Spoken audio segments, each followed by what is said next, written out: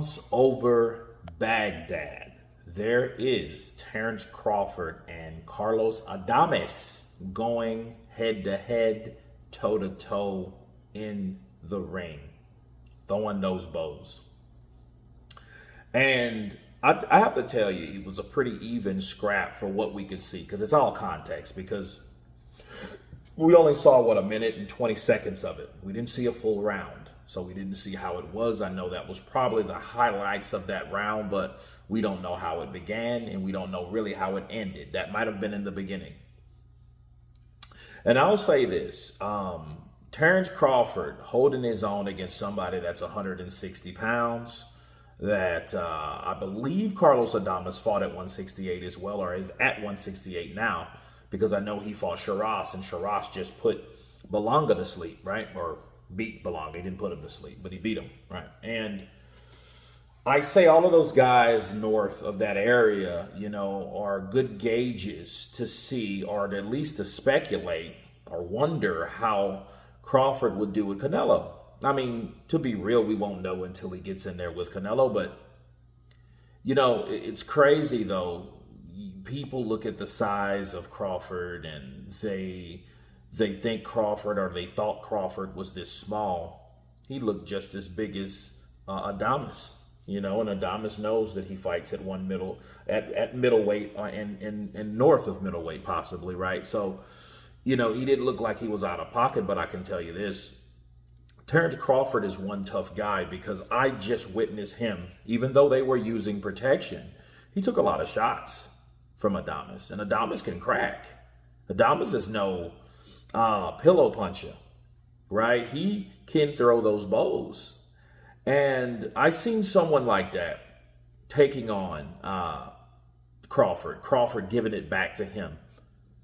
I would have to say that Crawford belongs there. That being said, though, giving Crawford his props or legitimacy, if Canelo beats him, he should get credit for beating him. But the problem is, if he beats Terence Crawford convincingly, especially by stoppage, we won't know where Terence Crawford really would be ranked in that division, because everybody will say he didn't belong there unless he stays in that division and shows people and starts chopping people up at 168, right? That's the only way we'll know, if he starts getting some legitimate wins or some noticeable wins, like fight Caleb Plant, or fight whoever else is up there, right? Because there's some names that, that you can chunk in there, some Belangas or some Jaime Munguias, and which there's some good fights at 168, but we won't know where Terence Crawford will be ranked there. Because Canelo can punch, bro. Don't get it twisted. He can punch, okay?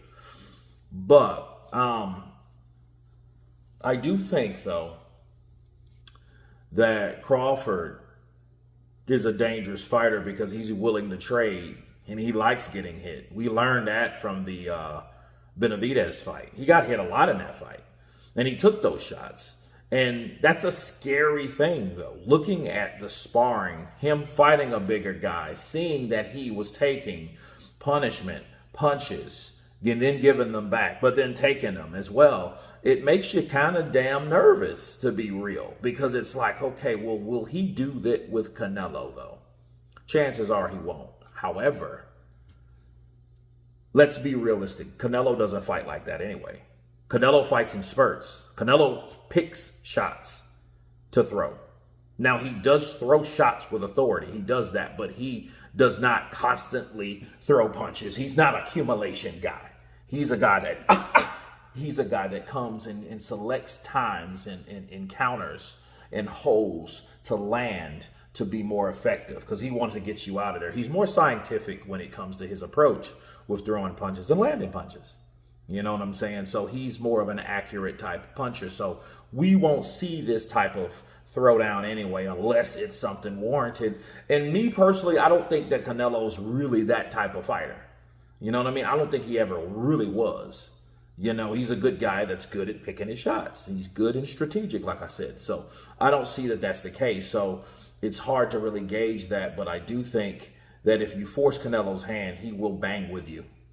And I think Terence Crawford will do exactly that. That which leaves the big question mark on what happens when these guys start throwing punches and they start landing. That's the question. That's what I thought about watching this sparring session, or this portion of this round in sparring between Terence Crawford and Carlos Adames. You guys tell me what you think about this footage. Of course, please subscribe. And you guys been Counterpunch. Peace!